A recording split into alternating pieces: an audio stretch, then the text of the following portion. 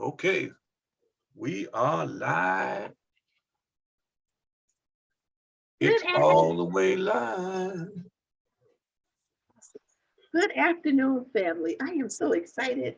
I am so excited. I'm so excited to join for another wonderful, inspiring, encouraging, and educational time of Bible study together as we examine this amazing book that we have been studying by the incomparable Dr. Tamar Bryant, entitled Homecoming. I'm so excited about our time together. Now, I know I say this every week. I know I say, hey, the chapter and topic we're talking about today is my favorite. I know, don't get mad at me.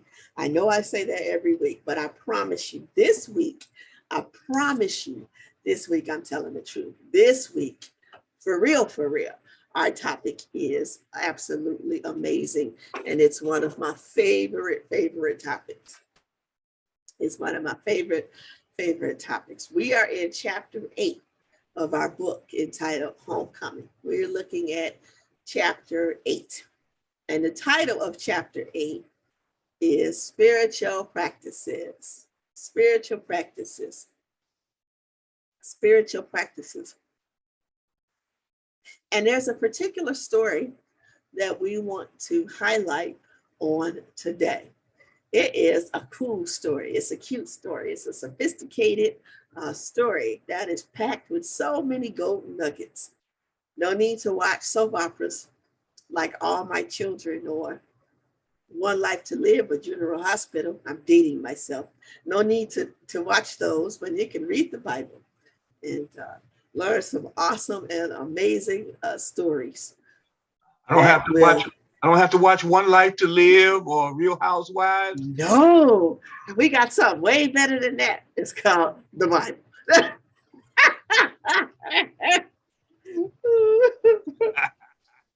So family, if you have your Bibles handy, I'm going to ask you to journey with us today on this biblical passage found in 1 Kings chapter 19. 1 Kings chapter 19.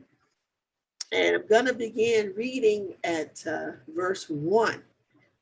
We are in the New Revised Standard Version, NRSV. 1 Kings chapter 19. Ahab told Jezebel all that Elijah had done. And now he had killed all the prophets with the sword. Then Jezebel sent a messenger to Elijah, saying, so may the gods do to me, and more also, if I do not make your life like the life of one of them by this time tomorrow. Then Elijah was afraid. He got up and fled for his life and came to Beersheba, which belongs to Judea. He left his servant there. But he himself went a day's journey into the wilderness and came and sat down under a solitary broom tree. He asked that he might die. It is enough now, O Lord, take away my life, for I am no better than my ancestors. Then he lay down under the broom tree and fell asleep. Suddenly, an angel touched him and said, get up and eat. He looked, and there at his head was a cake baked on hot stones and a jar of water. He ate and drank and lay down again. And the angel of the Lord came a second time, touched him and said, get up and eat, or the journey will be too much for you. He got up and ate and drank. Then he went in the strength of that food 40 days and 40 nights to Horeb, the mount of God. At that place, he came to a cave and spent the night there. Then the word of the Lord came to him saying, "What are you doing here, Elijah?" And he answered, "I have been very zealous for the Lord, the God of hosts, for the Israelites have forsaken your covenant, thrown down your altars, and killed your prophets with the sword. I alone am left, and they are seeking my life to take it away." The particular verses that we want to highlight during our time together specifically are verses 4 through 9. 4 through 9. But he himself went a day's journey into the wilderness and came and sat down under a solitary broom tree. He asked God that he might die. He said, "It's enough now, Lord. Take my life. I'm no better than my ancestors." Then he lay down under the broom tree and fell asleep. Suddenly, an angel touched him and said to him, "Get up and eat." And he looked, and there at his head was a cake baked on hot stones and a jar of water. He ate and drank and lay down again. The angel of the Lord came a second time, touched him, and said, "Get up and eat, or the journey will be too much for you." He got up and ate and drank. Then he went in the strength of that food 40 days and 40 nights to Horeb, the Mount of God. And at that place, he came to a cave and spent the night there. Family, family, family, family, family, family. Dr. Bryant, in this chapter 8 discussion in her book, Homecoming, highlights an interesting topic that we have to spend much time talking about. And we're using 1 Kings chapter 19 as a backdrop.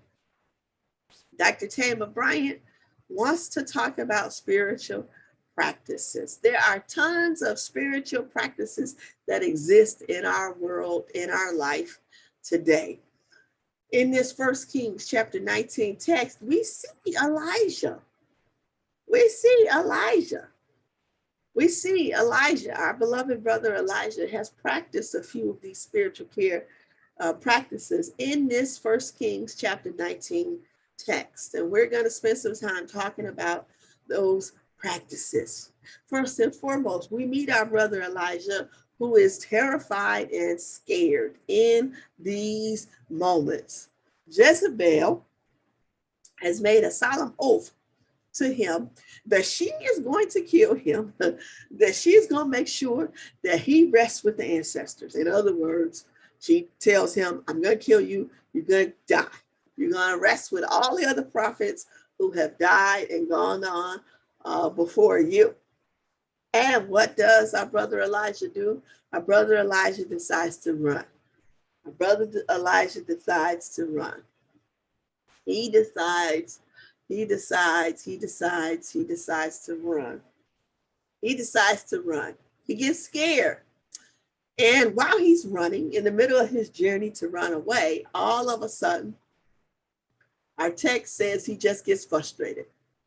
He gets annoyed. He looks at heaven. He tells God, "Look, my life is over. My life is done with. I'm no better than my ancestors. Take me now, Lord. Just end my life right now." And the text says something interesting happens in verse 5 of our text. Our text says, after that, after he makes this solemn oath, this solemn proclamation to God, he sits beside a tree, under a tree, and he falls asleep. What's some thoughts that immediately jump out in your mind when you read this first detail of our text? First and foremost, one learning that we want to highlight for you today is, have you ever been afraid and scared and made some promises out of that fear? Made some proclamations, yelled some oaths out of that fear that you really didn't mean, but because of the particular state of your physical body, your emotional being, and your spiritual being. You ended up just making some solid proclamations that you really didn't mean. The Bible is filled with characters who've made some proclamations that they really didn't mean just because they was nervous and they was scared or they weren't healthy at that particular moment. We've read another character. His name was Jephthah. Jephthah. He was in the middle of a war or a battle. And he was losing real bad. And in the middle of the war, he gets so nervous, he gets so scared, right? Because another battle is supposed to happen. And right before this battle was supposed to happen, he gets so nervous and so scared, thinking about what's happened in the past, that he quickly looks up to heaven and tells God, look, if you allow me to win this battle, when I get home, the first thing that comes running out of my house, I'm going to sacrifice to you. Why? Because Jephthah thought, oh, the first thing that's going to come running out of my house is going to be an animal, right? One of my livestock. No, as the story would turn out, first thing that comes running out his house is his daughter, a human being. He wasn't counting on that. And he ends up now having to sacrifice his daughter because of this solemn oath he made to God. And now he ends up regretting that he made this solemn oath or proclamation to God during the moment of despair in his life. Well, Elijah is the same way. Elijah's in a similar predicament. Elijah says to God, you know what? Just take my life. I can't take it anymore. Have you ever felt what Elijah has felt? Have you ever been there and experienced what Elijah is experiencing in these moments?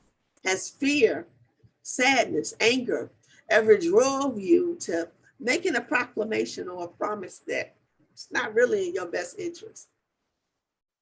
We've all been there before. I certainly have. I have arrived at spaces and places in my life where I've said, Lord, just end my life, because I don't know how I'm gonna see my way through this crisis or this tragedy that is on me. Just Lord, let me fall asleep and just not wake up. There it is. Been there too. We've all been there. We've all been there. Now, me, I'm also a bit selfish. I have said, Lord, don't just end my life, end their life too. The person that's causing me problems, take them out too.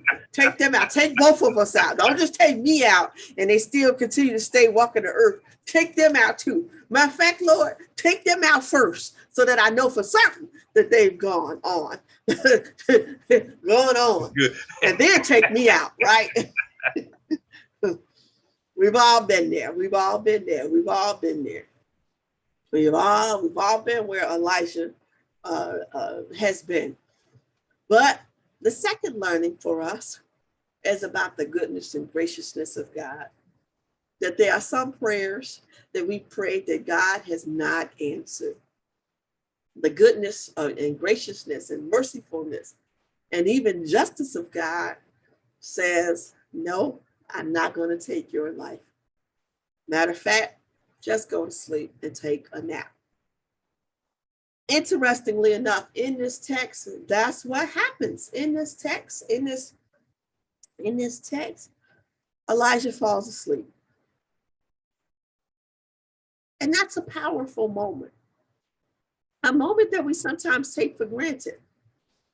Sometimes when we are struggling with crisis in our life, it is so important and it's so good to just take a nap and go to sleep.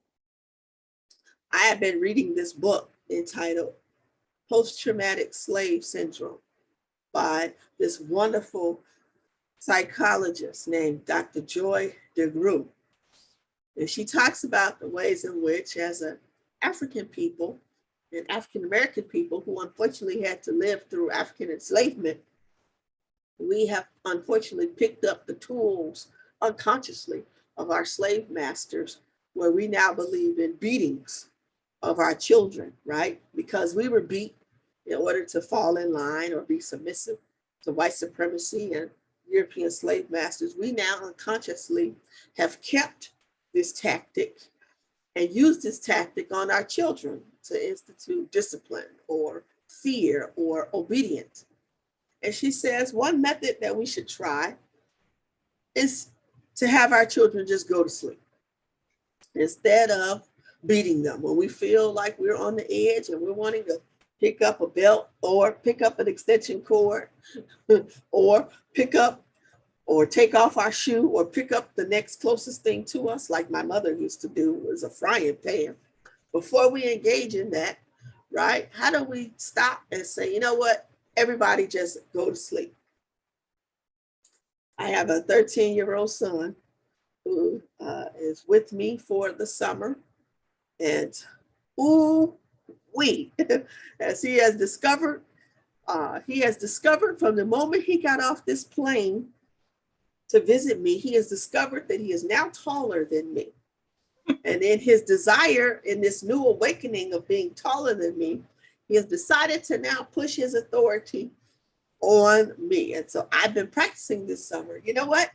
Right now, I'm getting ready to send you to go see your grandparents who died 5 years ago. And I don't want to do that. So take a nap, go to sleep, take a nap. It could be 3 o'clock in the afternoon. And I have been practicing before I get taken to jail to spend life in prison for murder. I've been practicing, go take a nap, go take a nap.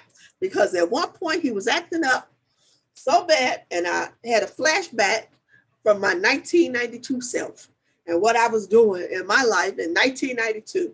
And I almost forgot who he was. But thank God, the goodness of the Lord stepped in and said, Danielle, tell him to go take a nap. Taking a nap becomes a wonderful, wonderful, wonderful practice when we feel as though we are about to have a response that's not healthy. The second contemplative practice or exercise that Dr. Brian highlights in this chapter 8 text, that is also what our brother Elijah does. The Spirit of the Lord wakes him up from his nap and says, get something to eat. A topic that we often don't talk about in our African American community that we really need to spend more time talking about is the power of healthy nutrition and sustenance and eating healthy food. According to the Centers for Disease Control, you can actually look this up. According to the Centers for Disease Control, there's new research saying there's a direct correlation between unhealthy food and violent behavior.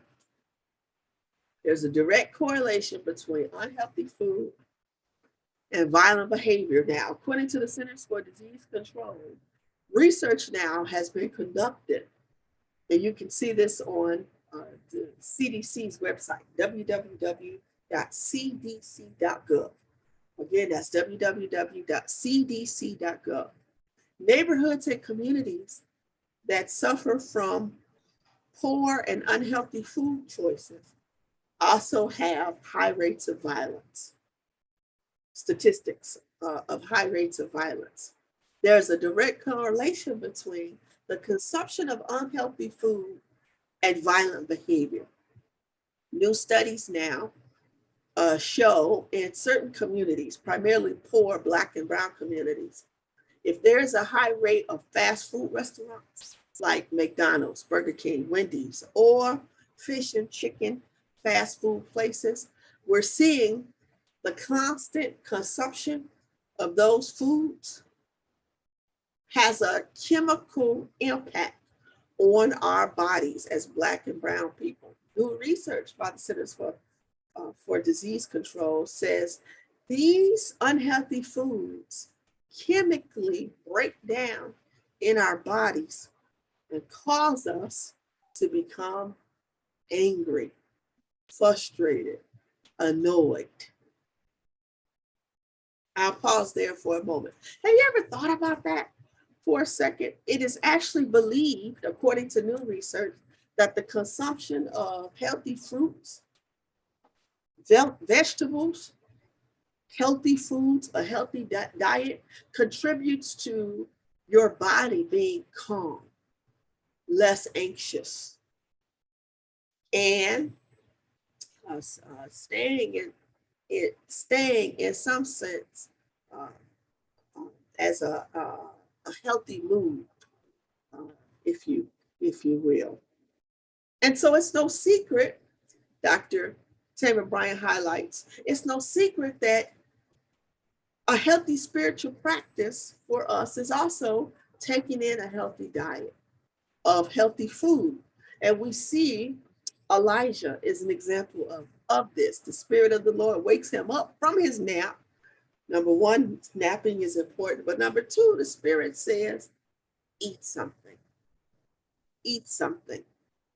And so another reflective question for us today is to look at, in addition to how much are we napping, how much are we sleeping, we must also wrestle with what's our diet? What's our food diet consist of? What are we eating? What are we spending time consuming in our bodies? What is your current diet? What does your current diet look like? I'll pause there for a moment. If Pastor or anybody from our online wants to add anything. You know, the Joy the Group is such a powerful book and video. She's one of the psychologists of our people. There are a few other psychologists and psychiatrists who showed how the trauma of chattel slavery is epigenetic. It passes down through our DNA. So we're carrying, a lot of that trauma.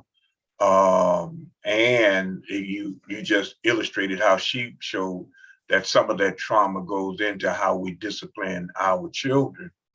There used to be a saying down south, I'm gonna beat you before the police beat you.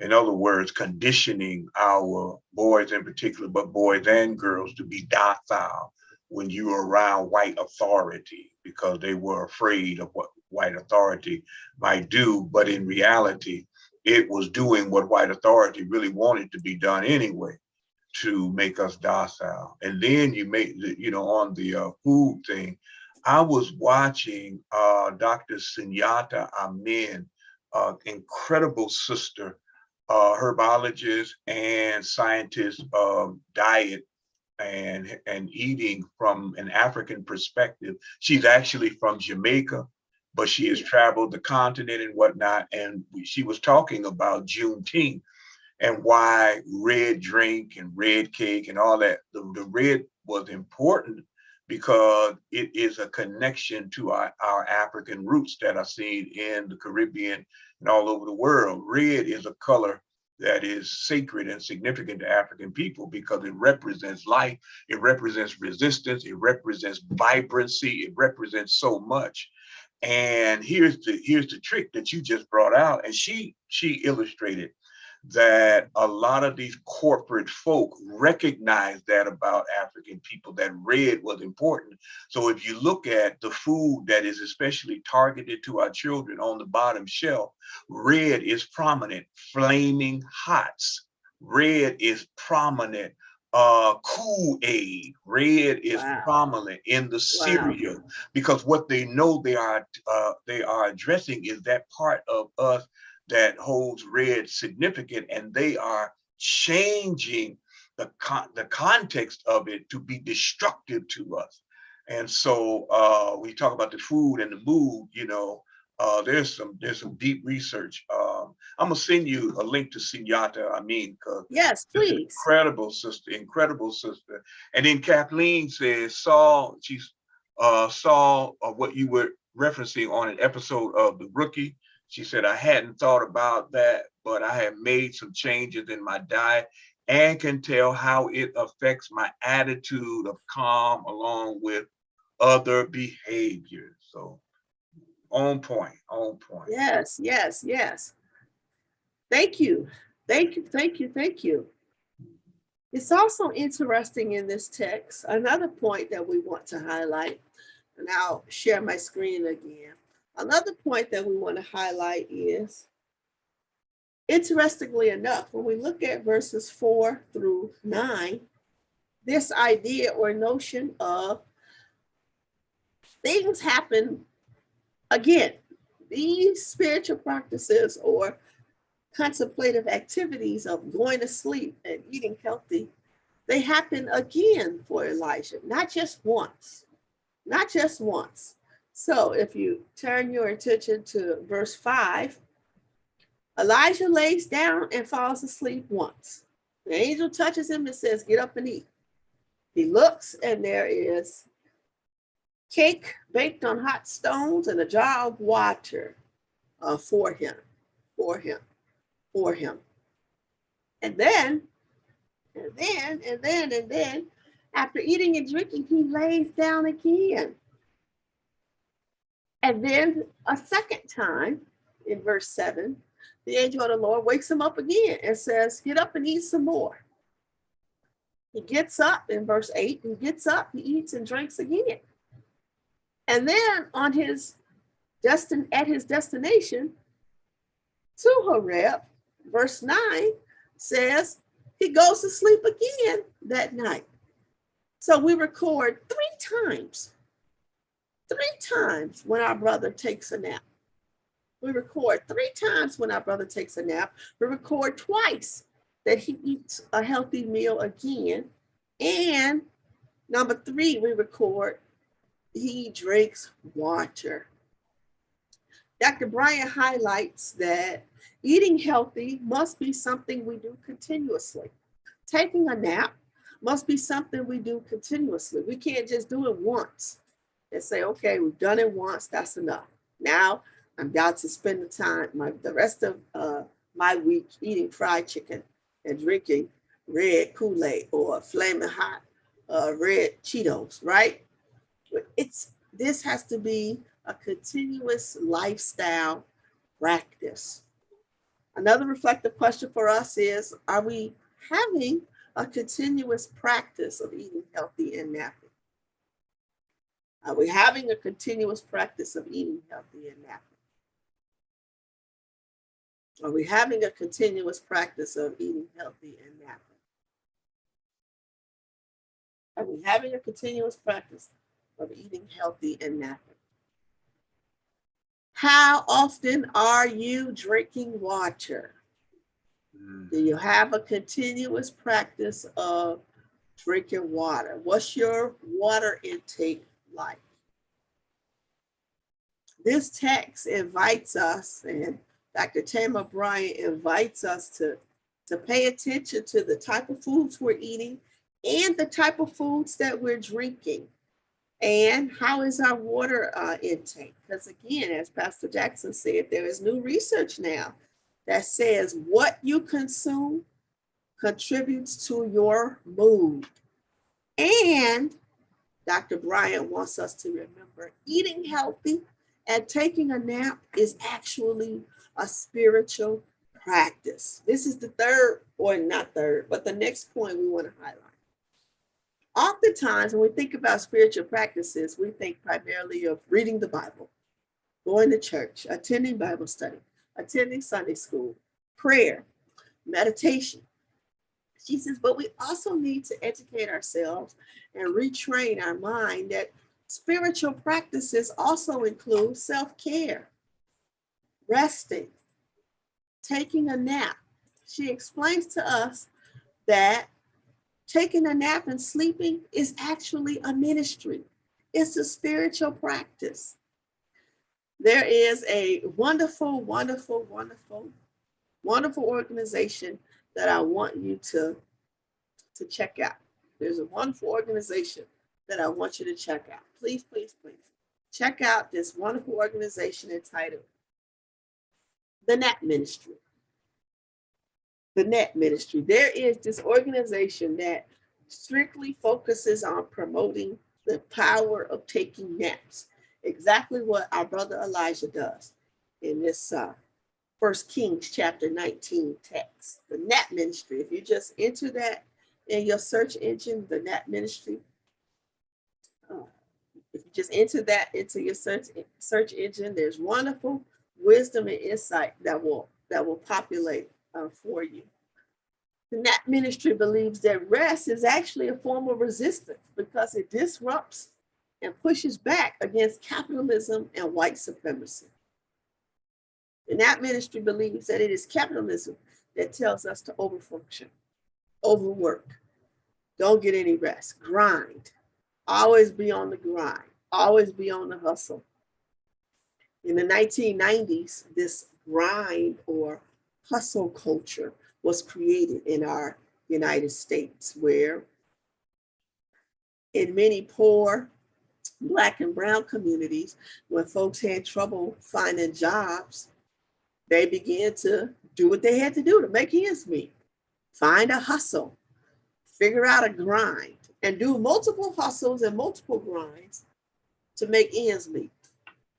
Now we're discovering years later in the 2020 era, this hustle and grind culture in the 1990s that we formulated, it really has not served us.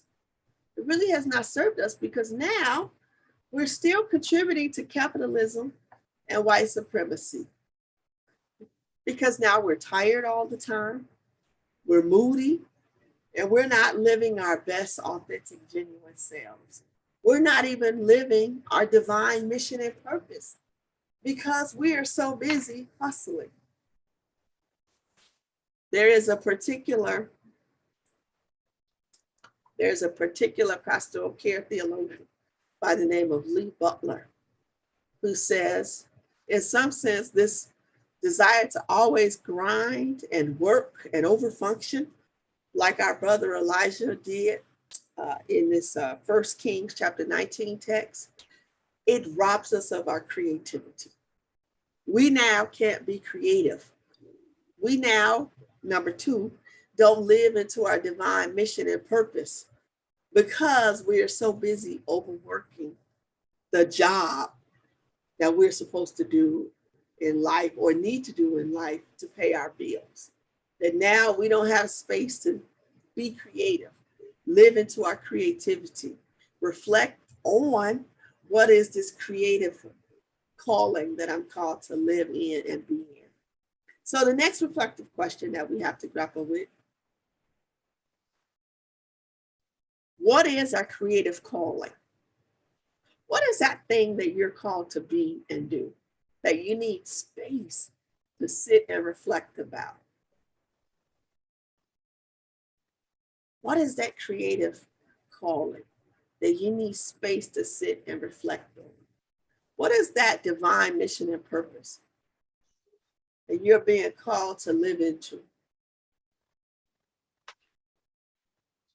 How do you create space to live into that calling? How do you create space to reflect on your creativity? The Nat Ministry also explains to us that capitalism teaches us that you got to pay for self-care.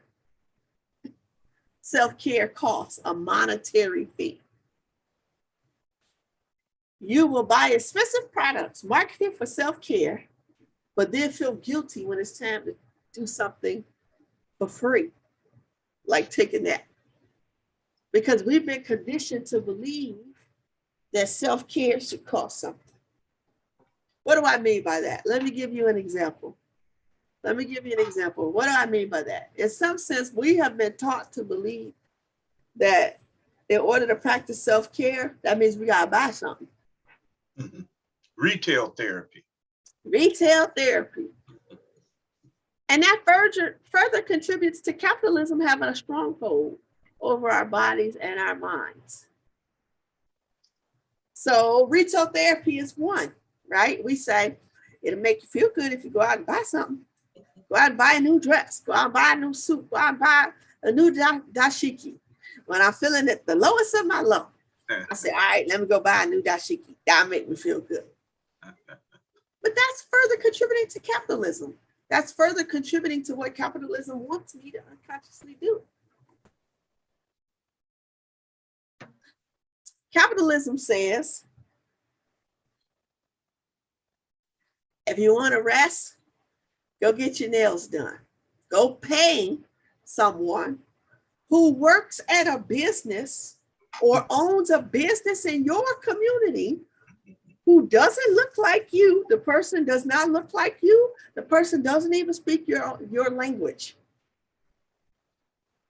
But this person will open a business in your community, and we say for self-care, go spend a lot of money getting your nails done. by an institution that is owned by someone who doesn't look like you and give them all your money. Or we say, go practice self-care by going to a spa. Go practice self-care by paying hundreds of dollars buying a spa package. Go practice self-care by going out to eat and eat some food that's not healthy for you. All of this is us contributing to capitalism. I remember in my life growing up, whenever there was a celebratory moment, my mom and dad would say, well, we're going to go out to eat. And this is for our wise and insightful persons who are wise in life. There was a restaurant called Shakey's. Shakey's. And we would always spend our Friday nights or our Saturday nights going to Shakey's. Shakey's was an open buffet where you could get the best fried chicken. But Shakey's fried chicken was known for having the grease dripping from the chicken. And it was understood, you gotta get this chicken with this grease that's drenched in this chicken. And that's the best chicken for you. So much so that my mother would bring aluminum foil and napkins. And we would take that Shakey's chicken and wrap it up in aluminum foil to go home. And she would stuff it in her purse, right? But years later now, we didn't understand that it's because of that Shakey's all-you-can-eat buffet. We got congestive heart failure. We got diabetes runs in our family. We got all of these now unhealthy health conditions, right? I got to take high blood pressure pills because I was stuck on Shakey's. And then Shakey's transformed to Old Country Buffet, where the macaroni and cheese is just glistening in oil. Right? Dr. Bryant challenges us around what are the ways in which our self-care must not contribute to capitalism? What are the ways in which our self-care must be different, so to speak? I'll pause there. I'll pause there for a moment. Yeah, Mike Carson says, we are defined by the things we buy. Kathleen says, we would pay for a yoga class when you can watch it and practice on YouTube at home. And and I guess Mike Carson says Shakey's chicken and pizza. Yes.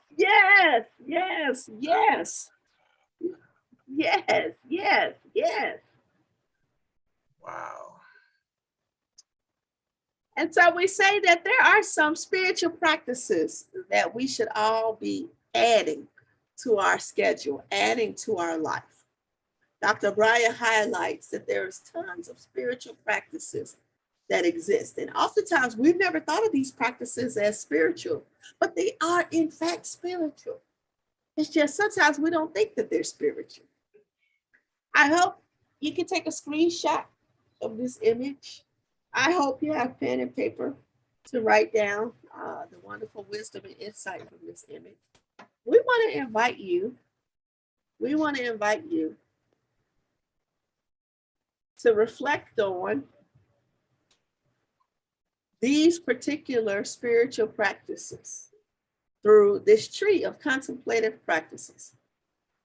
There are 7 contemplative practices that we should all be adding to our life. 7. Look at the branch. Look at the tree branches in particular. Look at the tree branches in particular. They're written in white words on the tree itself, the middle of the tree. There are 7 contemplative practices Dr. Bryant says we all need to be practicing. Number 1, stillness. Are you able to just sit and be still? When is the last time you sat at home and practiced just being still. Being still looks like meditation, quieting the mind, silence, or centering. She says, stillness is a spiritual practice. Next is being generative. Generative. What does that mean? Can you take a moment to practice a loving kindness meditation? Or the Lectio Divina. What's the Lectio Divina? What's the Lectio Divina? Some would say Bible, visualization, meaning taking time to look at a beautiful piece of art or something that's beautiful and then beholding. Beholding something that is beautiful or something that calms your mood. It's also a spiritual practice to be creative, meaning listening to good music, singing a song, journaling, or engaging in the arts. Do you know it's a spiritual practice to engage in activism? Most people don't know that activism is a spiritual practice. When you participate in boycotting a casino coming to Gary, Indiana, that is a spiritual practice. When you take the time to participate in making sure a mental health facility is built in Gary, Indiana, that is a spiritual practice. Activism is a spiritual practice. Bearing witness, participating in vigils and marches, working and volunteering, engaging in social justice action. That is a spiritual practice. Being relational, engaging in deep listening, storytelling, talking or dialogue, hanging out with a council of elders and listening to the wisdom and insight from a council of elders, a sacred circle. Being relational is a spiritual practice. Movement, walking, meditation, labyrinth walking, yoga, dance, Tai Chi, Aikido, karate. Movement, the art of moving your body, is a spiritual practice. And last but not least, rituals. Engaging in ceremonies or rituals, retreats, establishing a sacred space where you go to a retreat center and walk. That is a spiritual practice. So another reflective question that we want to invite you to grapple with: how can you incorporate these contemplative practices into your life being? I'll pause there for a moment. Which of these, I'm wanting you to really think about and reflect on, which of these practices you're currently doing right now, which of these practices you could add to your life.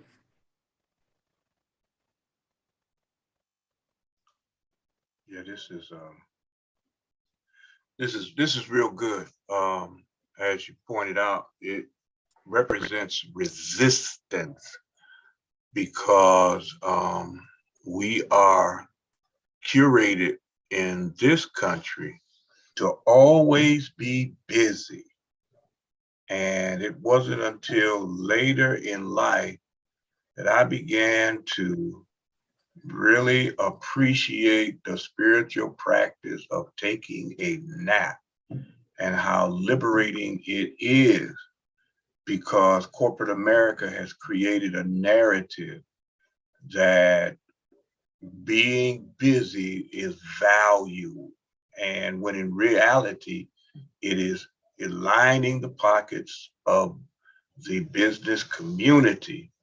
And so this is resistance, which is why you don't have to have a 40-hour week.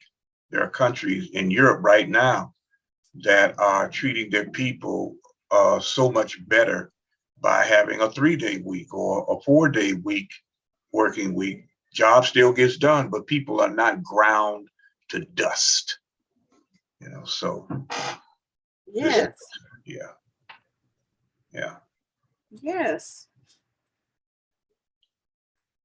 And so chapter 8 in our homecoming book asks us to think about and reflect on which of these spiritual practices can we start incorporating in our life to do more. And to be well-rounded, we actually say it's important to practice all of them. All of them would be healthy for us to grapple with. All of them would be healthy for us to grapple with. Kathleen, I'm sorry. Kathleen says stillness, silence, centering, and practicing the spiritual practice of yoga. Thank you, Kathleen. Thank you. Awesome. Awesome.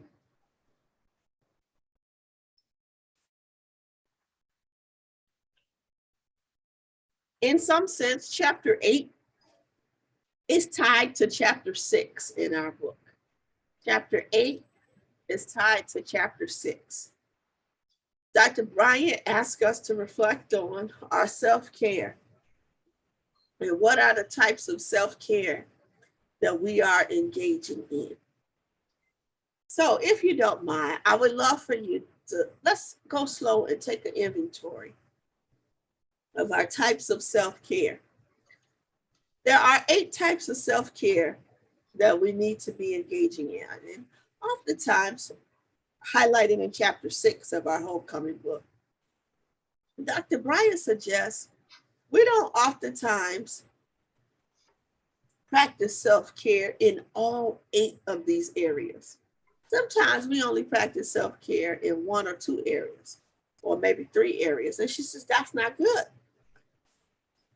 That's not good. Self-care should not just be practiced in 1 area. So she gives an example and says, you shouldn't just practice going to the gym, exercising every day, and not paying attention to your emotional, social, spiritual, personal, financial, work, or space self-care. She says, like, it's becoming sexy and cool to go hang out in the gym every day, right? There's some people, the term today for some people is gym rat, where people just spend all their time in a gym. And they post pictures of being in a gym. They post pictures. I can go through my Facebook and see, I have friends who post pictures of sweat coming down their face. Like it becomes cool. It becomes cool to get the Facebook image of the sweat rolling down their face. And I'm sitting there like, why? We don't care. We didn't need to see the sweat dripping off your chest. That don't do nothing for me. That don't make me want to look at you and say, oh, I need to get to the gym, right? But for some reason, right, it's sexy and it's cool to post pictures of lifting the weights and showing an image of lifting the weight and that's cool. And I'm always sitting there like, what, right? Just like she says, there are some people who like to post pictures of their healthy eating. So I have friends who say, I'm eating a banana prune split pea smoothie. And I look at it and it looks like throw up. And there's nothing that speaks to me to say, oh, I need to go get that drink right now. There's nothing in my spirit that says, oh, that's about to inspire me. I need to go drink some throw up too, right? She says, in some sense, we have become inundated with practicing self-care only in 1 area. Mm-hmm. But she says that's not good. True self-care must be holistic. True self-care means that we got to look at how are we practicing self-care in all 8 of these areas. Mm-hmm. How are we practicing self-care in all 8 of these areas?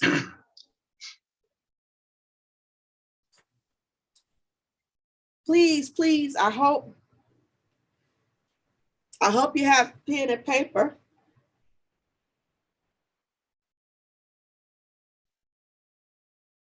I hope you have pen and paper to jot these down.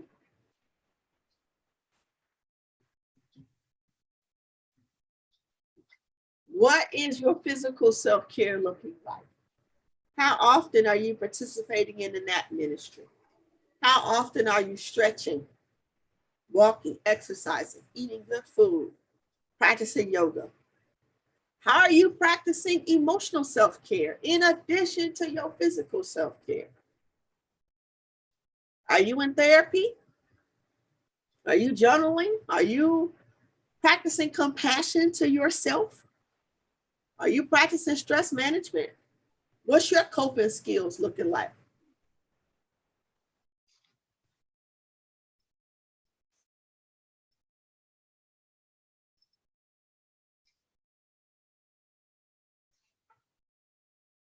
Are you practicing social self-care? Meaning, are you maintaining boundaries? That is huge. Many of us struggle with maintaining boundaries.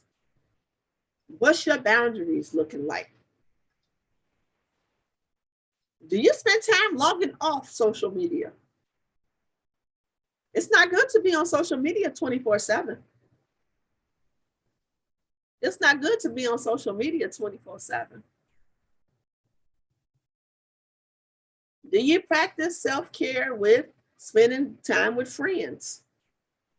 Not being isolated?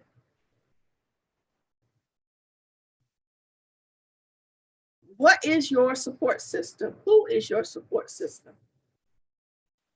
We have to practice social self-care, maintaining boundaries, having a support system, maintaining a positive social media presence, meaning log off sometime or resist getting into Facebook fights with people. You don't got to comment on everything everybody says.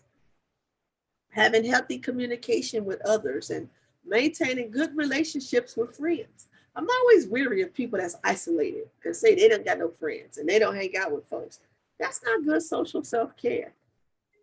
What's your spiritual self-care looking like?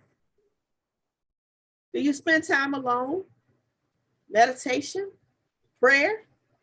Do you spend time in nature? Do you spend time in sacred space like church? What's your personal self-care? Do you spend alone time practicing your own hobbies, being creative, working towards your own goals, working towards your own identity, being authentic? Do you practice self-care in your space? Meaning, do you practice self-care in your home? Is your home safe? Are you in a healthy environment? Do you have stability? Is your space clean? Do you practice financial self-care? Do you save? Do you budget? Do you have healthy money management skills? Do you have boundaries around spending and finances? And then do you have self-care around your work? Do you leave work at the right time, or are you stuck at work staying late, overworking? Do you have boundaries around work? Do you take breaks? Do you take your lunch break when you're supposed to take your lunch break? Or do you just work straight through your lunch?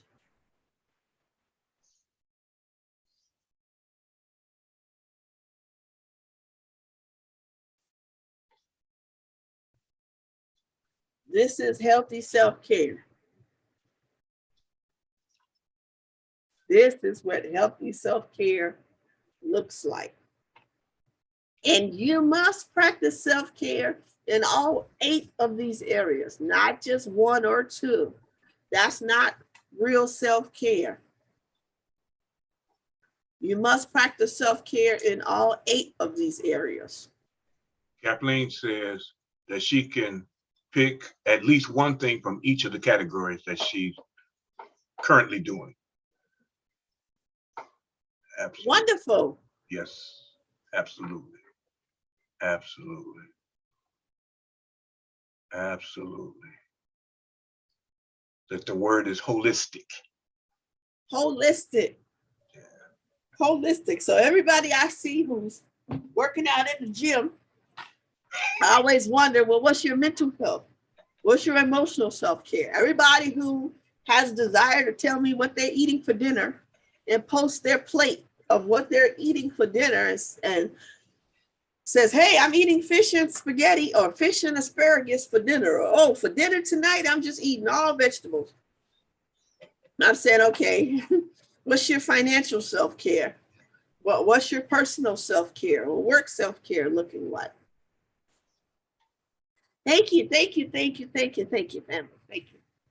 Awesome. Once again, we are just enjoying what Tamar Bryant has been, just giving us this eyeball view of taking care of ourselves to come home, as she says in the podcast, tell your mind and your heart and your soul that welcome home. And so if you haven't been able to check out the podcast or look at YouTube and the video, just go to YouTube and type in homecoming and it'll pop up. And those are powerful in addition to reading this book and then hearing it being extrapolated by this surgeon of self-care, Dr.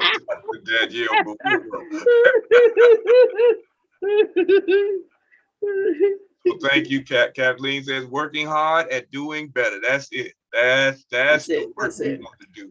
That's the work we're committed at doing better for ourselves, to be healthier mentally, spiritually, emotionally, in all those ways, so that we can be our best selves as much as possible. So thank you again, and see you back on next week, next Tuesday. All right.